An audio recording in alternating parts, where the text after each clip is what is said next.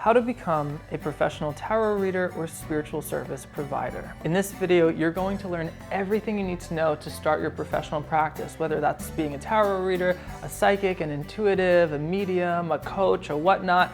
Here's everything you need to know. It's gonna get fun. My name's Joe Monteleone. I run the Tarot Mysticism Academy. I am a modern mystic and total misfit with over 2 decades of experience in this field, 10 years of which have been professional, and the past 2 years have been full-time. And when I say full-time, I mean more than full-time. But anyway, my Capricorn Sun stellium is going to help you with your spiritual business, and I'm so excited. So in this video, we're going to talk about the 8 most important things, and probably more than 8. We'll be looking at confidence, authenticity, craft, and money. We'll be looking at consistency, marketing, online readings, offline readings, word of mouth, and probably more things. So let's jump right in. The order is kind of in the order of importance because if you don't have especially the first couple steps down, no matter what you do in your marketing, it's really not gonna matter. That's why the first step is confidence. You wanna get to the place where no matter who is in front of you, you know without a doubt that you can provide some sort of value to them. And not only value, but value worth something. The very simple truth is what separates professional readers and spiritual service providers from non-professionals is that they charge money. We're going to talk about money more later, but confidence isn't just about money. As a reader or spiritual service provider, you're probably going to have to communicate what fields and topics you are comfortable working in. Some of those areas to consider are financial, medical, legal, fertility, asking about other people, which I call spying. I've met readers that read all of these topics, and I've met readers that read none of them. So it's a choose your own adventure game. So you're gonna have to have the confidence to say no to what is out of your scope of practice, but you are also gonna need the confidence to say yes to what shows up, to say yes to opportunities, but most importantly, to say yes to yourself. And that brings me to my second point. Authenticity. So when you start down a professional path, it's very tempting to be perfect. And there's even a darker temptation in there. There's a temptation to think that you are anything but perfection. Now this might be my radical non-dualist speaking, but I truly believe that each of us are the universe working through us from every possible direction in boundless directionless consciousness, which is ultimately perfection. But that's for my mystical videos, and I'm not going to talk about that right now. There's a practical reason for authenticity, and it's this. When you are authentic, when you are true to yourself and how you present yourself, you will attract people with similar energy, similar karma, similar everything, and those will be your people. I cannot stress this enough. When I started reading professionally, I thought I had to be some certain thing. I thought I had to have some certain website, some social media. I thought I had to look a certain way. The more I've become myself over the years, and the more I've shared my authentic self with the public, the more I find people that are not only similar to me, karmically or otherwise, but actually want to work with me that I want to work with. And then it's amazing. And that's how I've gotten to the place today where most of my work is actually play. There are so many guides and spiritual service providers and teachers and therapists and psychiatrists and all of these guides, but at the end of the day, you have a unique point of view and a set of point of views that are going to find the right people that those points of views are going to benefit. So trust yourself. My third point is to know your craft. And by know your craft, I mean know people. Listen, y'all know if you've watched my material, I am a sucker for esoterica, for mysticism, for Kabbalah. I love exploring absolute reality and situating myself in it and counting the nose hairs of God and playing with the code of the matrix and finding that absolute no-thingness, etc. But the thing is, most of my clients don't, at least my tarot clients. My tarot students, on the other hand, that's a different story. When you're working with clients one-on-one, most clients are looking to satisfy the 4 elements. Earth, how do I get paid? Water, how do I get laid? Air, how do I stay unafraid? And fire, how do I enjoy life's parade? How do I connect to my purpose? Am I on the right path? 9 times out of 10, being a good listener and a good guide on your clients' attractions and aversions is going to be much more effective and much more successful than teaching them about the tree of life or the Shem Hamfarash and the deacons of the zodiac. That said, you can build a community that's into that, but that's a different level of work, and if you're interested in that, you should come talk to me. The fourth point, and this is really important, so pay attention, is money.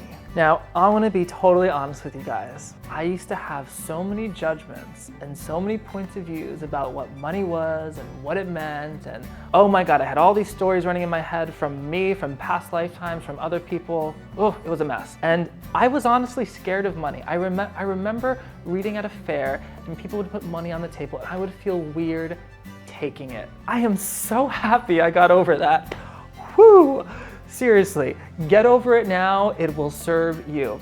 The truth is this, and look, not everyone's gonna like to hear that, and I'm sorry, and whatever comes up for you is valid, you're allowed to have your own points of views and your own feelings around this, but here's the truth.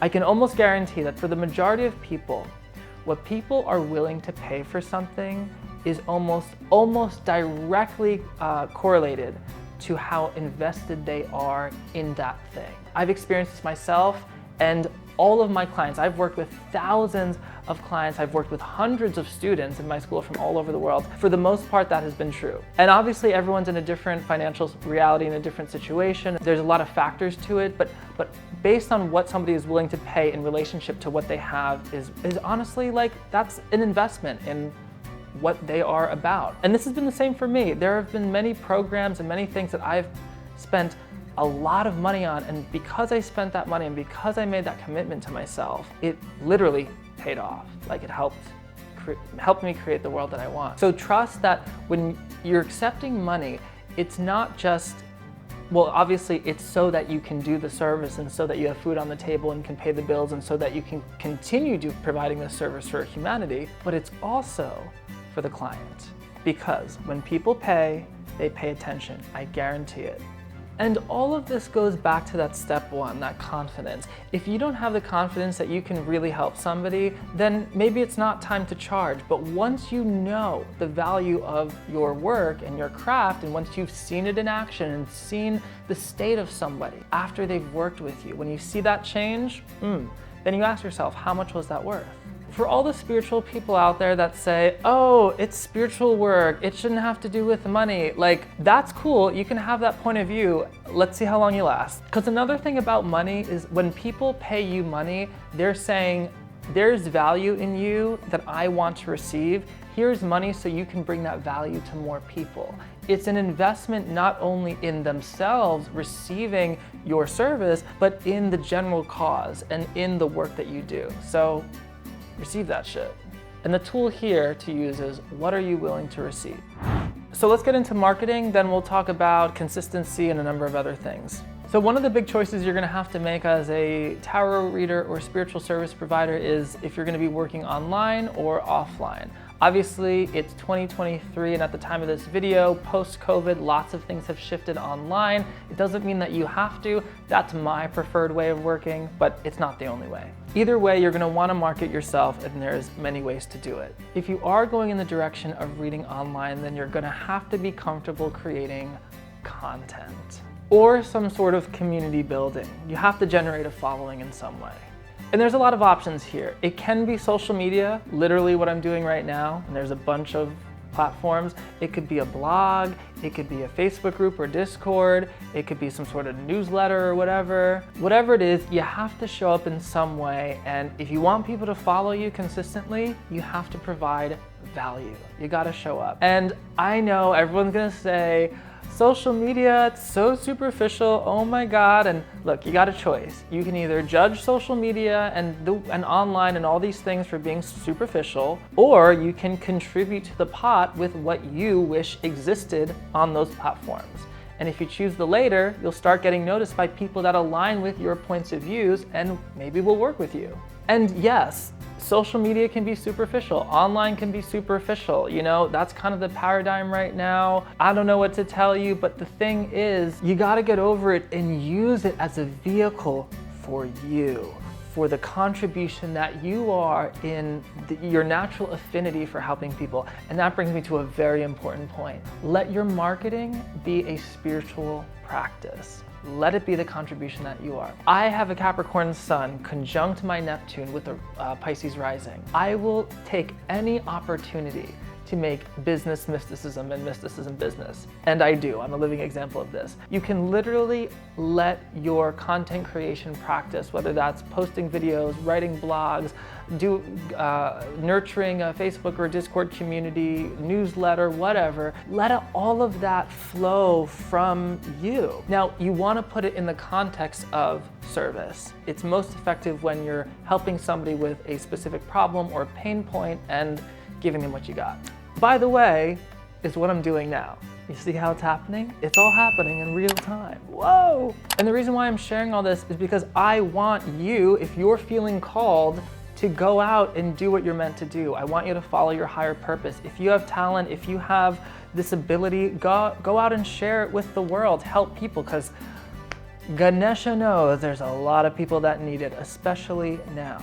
And if you want more information and more details on the how-tos and the specifics on all of this stuff, I will add in the description of this video future courses that I come out with, future downloads and other resources that may help you. So definitely check the link in the description for that. Another thing on content creation and marketing, it's very tempting in the beginning to be perfect. Now, we went over this, but listen carefully. If you're, let's say, starting a YouTube channel, you might think about like editing, you might think about getting the best equipment, you might think about all these things to make these beautiful videos. And the truth is, it's really not about that. The quality of the content usually trumps the presentation. Usually. You don't have to be like an award-winning film editor. You don't have to pioneer literature in your blog writing. It's just about providing value and helping people. So just start. That's the biggest thing. Now, maybe you don't want to read online. Maybe you want to read in person. And if that's the case, I would recommend finding a place that has consistent visitors where your craft would make sense. So obvious possibilities would be like a new age store, like a witchy shop or something, but also like a Renaissance fair. Those are my favorite. But it can also be more generic, like a coffee shop or a bar. In those situations, you really just want to build a relationship with the shop owners and ultimately build a community there. Doing events is also very effective. Corporate events, private events, nightclub, ooh, yeah. I've done it all, it's so much fun. Every environment is gonna have different pros and cons, and my best advice is to try everything, see what works, and stick with what you like.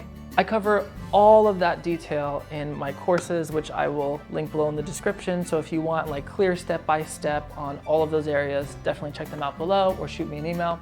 Everything that I just mentioned, the in-person work, the online work, the marketing, all of that generates the word of mouth.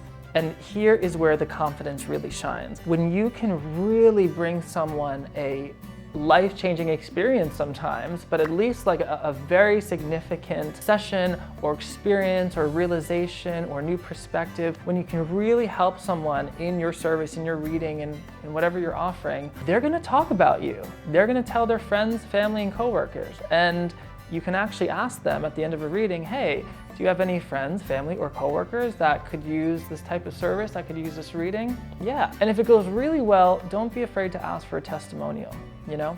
Consistency. Consistency is honestly the most important thing. But the thing about consistency is it doesn't have to be hard, effortful work. It's gonna be work, but it doesn't have to be like, The truth is, if you truly want something, and if it's really meant for you, if it's really aligned with who you are, then you will not be able to sit still. You will continue to take action and have thoughts and have feelings around whatever that is, and you can only get closer to it. That's my belief. That's my point of view. You don't have to have that point of view, but that's what I've seen in my life and in the life of my clients and my students. Running a spiritual business is a lot of work. I have learned so much. I have learned things I would have never thought I would have to learn. And there have been some moments, but it has been the most rewarding thing ever. I have met some of the most amazing people from all around the world, have had such amazing experiences, and have facilitated amazing experiences in others. And that's just amazing because it's literally me getting to share with people the tools, the systems, the philosophies, the texts, the techniques that have helped me achieve so much more happiness and ease in my world, and then they're doing it in theirs. Oh, it's the best feeling. So if you're called to do it, I highly recommend follow that gut feeling and ground yourself in that vision. If you want more information or more assistance in your path, I do offer programs on running and creating a spiritual business. I will link information in the description below, but don't hesitate to reach out to me. So much love, thanks for watching, and I'll see you in the next wormhole.